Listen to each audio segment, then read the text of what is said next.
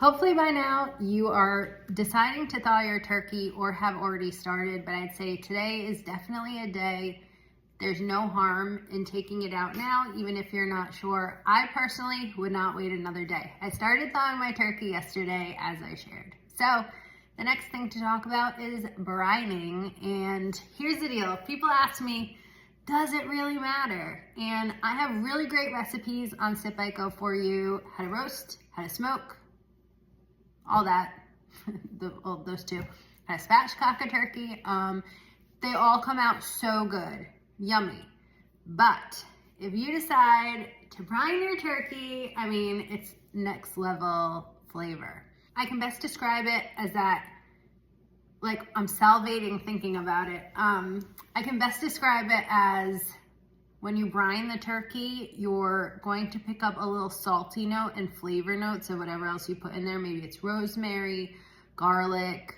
Sometimes people brine in orange juice or apple cider, whatever it is, all the flavors in there. You're going to really get it in every bite. Whereas a regular turkey tastes good, but I wouldn't say the flavor is like intense at the very center of the turkey, you know? So you have time that if you weren't thinking about brining a turkey, you could brine a turkey. The deal, the commitment there is it's basically one extra day you need to build in, which is why I told you to thaw your turkey, because you want the turkey to sit in the brine, which is a liquid, in the fridge for about a day. I'm a Traeger ambassador, so just to show you, they send me turkey brines to use, and this is an example. So let me just open it for you really quick. Okay, so they give seasoning packet, turkey rub to put on before smoking it. But this is like how much flavor, this is how much salt comes when you buy it like this. Now, I do have really good brining recipes on sipico.com. You can brine with ingredients you have around the house.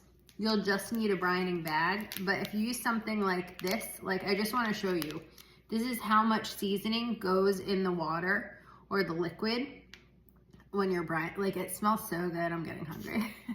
But this is how much flavor you're adding. And the thing is, the turkey is sitting there in the brine, so it's absorbing all of that yummy flavor inside and out. I mean, it's fully submerged when you're brining. And so the reason why you need to add on an extra day or two is because it sits in the turkey brine, the liquid, mixed with all the salt and yummy flavors, for a day. And then after that, you still want your turkey, you wanna rinse out the brine, throw away the brine. You wouldn't use the brine again.